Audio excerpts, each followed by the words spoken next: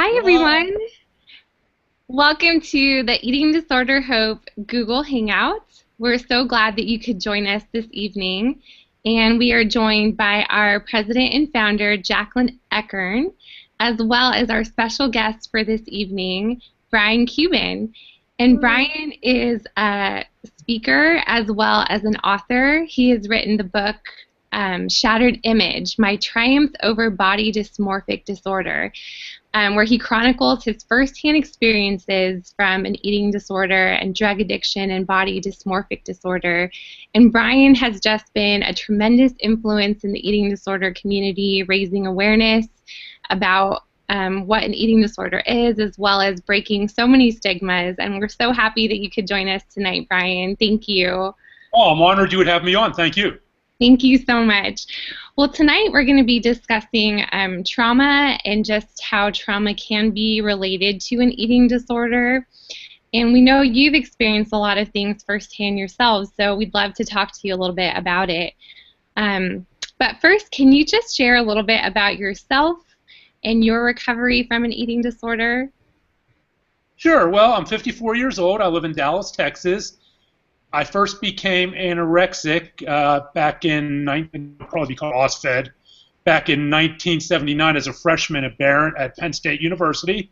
I transitioned into bulimia into my sophomore year, and I stayed bulimic until I was 45 years old. And there was also, during that journey, I engaged in alcohol abuse. I was an alcoholic, drug addict, and I abused steroids.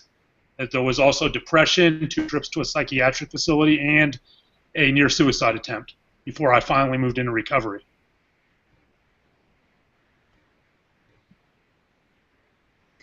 Well, I admire your courage in sharing your experience, Brian. And I think for those who are watching that have read Brian's book or heard him speak, you have such a generous spirit to share your own pain and struggles so that the rest of us can be inspired by your triumph over these.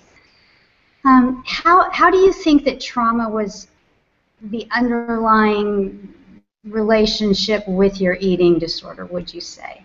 Oh, well, there are many kinds of trauma, obviously. For me, the trauma was mental abuse, verbal abuse. There's also, many people who suffer from eating disorders or sexual abuse. There's all kinds of things. For me, it was verbal abuse. And when I talk about this verbal abuse, I need to make it clear that I don't blame the people who inflicted the abuse on me for my eating disorders. Because as we know, eating disorders are biologically based. Parents don't cause eating disorders. Parents don't cause addiction. The abuse was part of the environment. Did that part of the environment trigger my eating disorder? Well, you can only speculate, maybe. But the abuse was, the verbal abuse was there. There was a lot of fat shaming in my household. There was some severe fat shaming by my mother, and she was fat shamed by her mother, and her mother was fat shamed by her mother. Fat shaming is often generational in families. And for me, someone who was very shy and internalized everything that was said negatively and really just wanted acceptance, those words had a significant impact on me. And I grew depressed as a teenager, and I began to eat more. Food became my crutch to feel good. And I got heavier, and I became a heavy teenager. And when I became a heavy teenager, the bullying started in school. And I sustained a lot of fat teasing, fat shaming in school, to the point where I was actually physically assaulted because a group of kids thought my pants looked funny on me and ripped them off me and threw them in the street, down in my tighty-whitey underwear.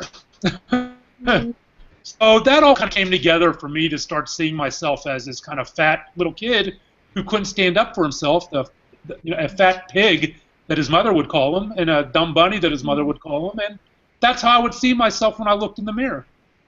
So that was the type of verbal abuse that I endured. Now, some kids may go through that abuse and it may manifest itself in some other way or no way at all. But for me, I was classic middle child syndrome. I was just very shy and isolating. It was kind of the perfect storm for these things to come together for me to be triggered into an eating disorder. Thank you so much for sharing that. And I think you really bring up a great point that's important to emphasize, is that when we discuss trauma, you know, there's no research that has shown that just because you've been traumatized, you are going to develop an eating disorder. But it is an important factor to look at. You know, like you said, the perfect storm of factors. Well, we can look at the correlations. There is absolutely a correlation between fat shaming and eating disorders. There is absolutely a correlation between bullying and eating disorders. But correlation is not the same as causation. Exactly. And we don't know what causes eating disorders. We know there's a genetic component, but we don't know what parts of the environment. It could have been the bullying, it could have been the fat shaming, it could have been this, it could have been that. We don't know. Exactly. And we've discussed that here too, is that, you know, those of us who are genetically predisposed to developing an eating disorder might go through different environmental strains. That's right. And I'm sorry, go ahead. Oh no, I was done. There were some possible genetic predispositions to illness. My grandmother was bipolar.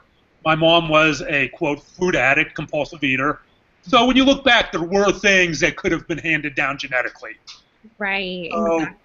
whether were they, I don't know. But, you know, again, it's more everything coming together that I looked at. I don't blame my mom for what happened to me. Exactly. Well, thank you for sharing that. And just moving forward, what aspects of treatment do you think were helpful for you in resolving trauma and also in healing from your eating disorder? Well, for me, there were two major things. I went through a lot of standard treatment. When I went through this, there was basically the standard. You had cognitive behavioral therapy, you had ACT therapy, and talk therapy. Those were the three big things that really allowed me to heal. The talk therapy and talking with my mother, and my mom was very, I was very lucky because my mother was willing to talk to me about how she was raised, which allowed me to forgive my mom and allowed my mom to forgive me for the cross-blame over the many decades. And when you forgive and realize that it's not about blame, you're able to let go of anger. And then I came to realize that from a biological standpoint as well, it wasn't her fault. So, and then the talk therapy of really going back to, and this is tough for a guy, no guy wants to do this, going back and having conversations with that 12 and 13-year-old little boy, that 14-year-old little boy, and telling him he was loved, and telling him it was okay, okay to shy, and it was okay to be quiet. And he did have a family who loved him. And I had those conversations. I role-played and would have those conversations with myself. It's very difficult because guys are supposed to be manly. We don't have those conversations. That was the most difficult part of my therapy, was opening up to that little boy. And then I had the cognitive behavioral therapy where I had to test boundaries, and I had to realize that I am not my thoughts. For instance, an example is taking off my shirt in a swimming pool. There was no way I would ever do that. It would terrify me because in my mind, every person in that pool had, quote, talked to my mother, unquote, and saw a fat pig in that pool, no matter what I look like. So doing things like that, forcing myself to have to look in the bathroom mirror at myself instead of going through an entire trip to the bathroom staring at the floor because I thought I was seeing this ugly monster in the mirror. So a lot of cognitive behavioral therapy to deal with those things. And it's a process. It's a gradual process. And then ACT therapy to realize that thoughts are going to come. Recovery isn't about blue sky and freedom, you know, from every thought in the world, right? And people who don't have eating disorders have negative body image thoughts. That's not abnormal. Everyone goes through that at some point or another. That's normative discontent. Everyone looks in the mirror at one time or another and says, blah, nah, not working today, not going out. Everyone does that. It's what we do with that next that matters. So I had to realize that I'm going to have those thoughts. They're going to come. It's okay. It's how I react to them that matters. Those were the three main cogs of my therapy.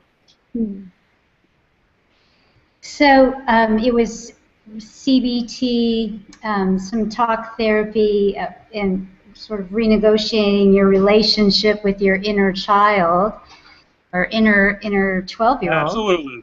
Yeah, and then absolutely, that's what I did.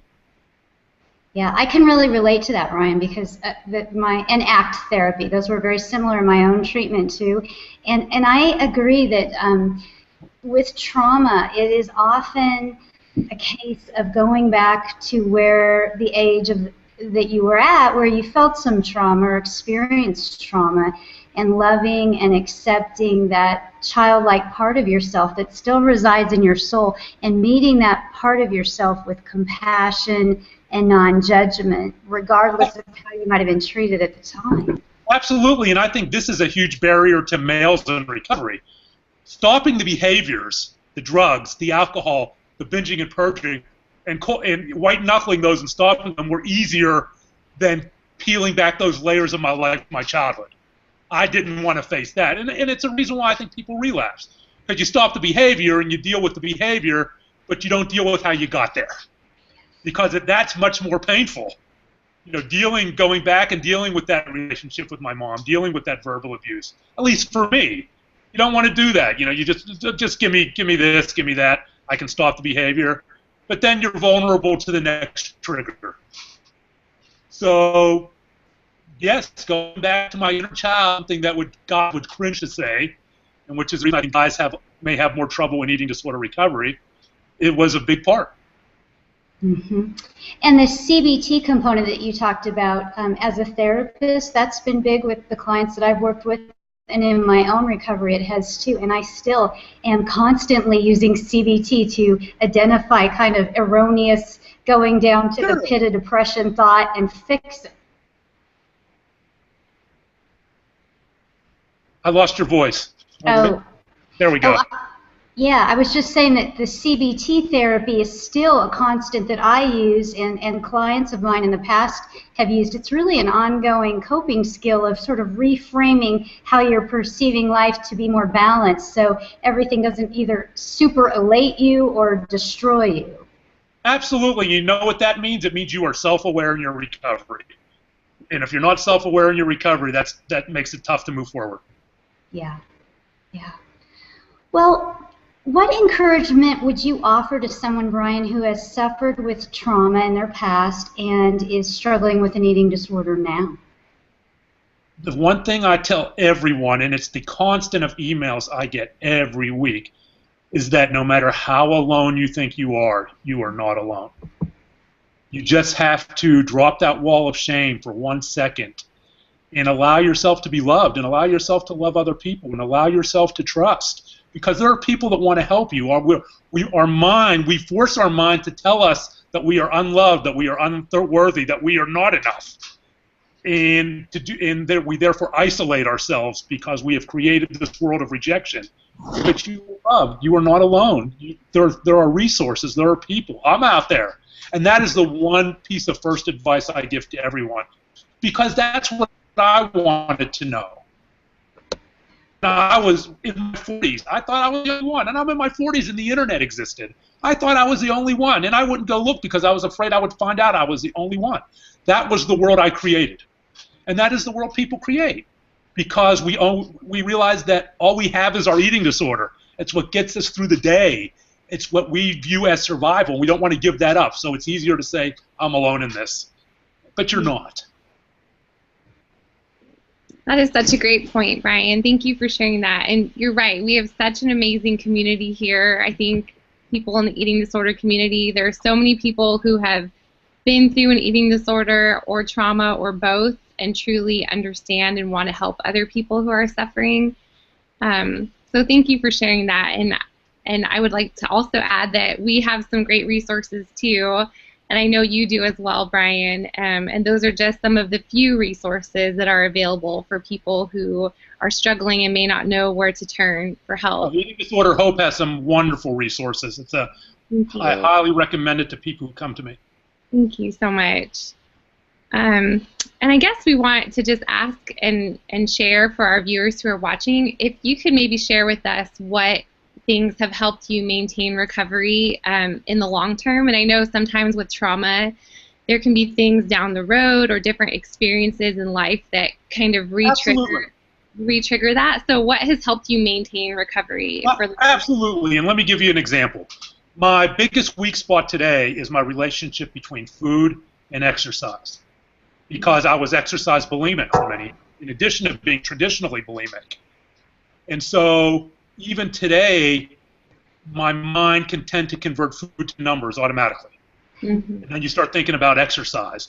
So I have to constantly stay aware of that and step back from that and say, wait a minute, so I don't get compulsive in my exercise instead of mindful eating and eating to live and eating to enjoy it, and eating without guilt instead of eating to offset. That is something I constantly monitor, because in my mind it is my greatest danger to trigger. Sure. So in order to stay present about that, I rely on family, who's very supportive of me. I rely on going out to speak to students, going out when I speak at events, because every time I tell my story, it keeps me present in my recovery. I rely on these wonderful interactions with people from ED Hope, because it keeps me present in my recovery.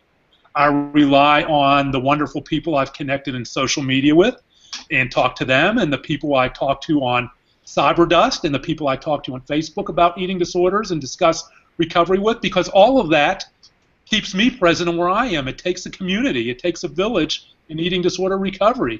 Mm-hmm. One of the biggest things about eating disorder recovery is there are so many people willing to come together and help someone take that first step, maybe that first step, or maybe that next step forward.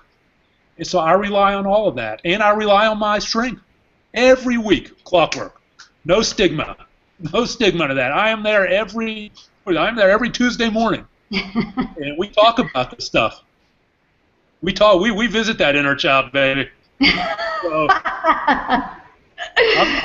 So I still utilize everything, because recovery is every day. Recovery doesn't end. And that doesn't mean it's a bad thing. Recovery is improving yourself. Recovery doesn't have to be about white knuckling, through a day. Recovery is just about being a better person. And this is all just about being a better person and doing the next right thing every day. Absolutely. So we'd also like to hear a little bit more about your book and where someone could go to obtain a copy of your book. Sure. My book is called Shattered Image: My Triumph Over Body Dysmorphic Disorder. And because it's self-published, you can only get it on Amazon. I've seen it on eBay too, if you want to use coffee. So one of those two places. And you can also get an autographed copy off my website. But any of those places. Come to an event I'm speaking at. A lot of times I'll give them out for free in an event I'm speaking at. So it's out there. And is there a schedule, like if someone was interested in hearing you speak, do you have that on your website? Yes, I keep all my events listed, the ones I've spoken at in the past and the ones I'm scheduled to speak at, on my website at briancuban.com, and you'll see it at the top. It'll say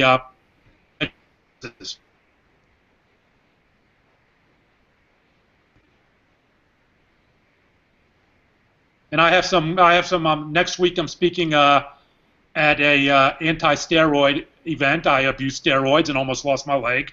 And then I'll be speaking at an Oklahoma eating disorder event in the summer. So I have eating disorder and addiction events coming up if anyone wants to look and see if they can attend. Great. Thank you so much for sharing. And we just really appreciate you being so open. You have such a powerful testimony, and we know that that really helps encourage other people who may have been through something similar or who might be struggling at this point. So thank you again just for being here with us and for sharing your powerful testimony. Well, thank you for having me. Yeah. I really appreciate everything Eating Disorder Hope and you do on the eating disorder and addiction side. It's a wonderful resource. I highly recommend it for everyone on both eating disorders and your addiction piece, for people looking for information and looking for help.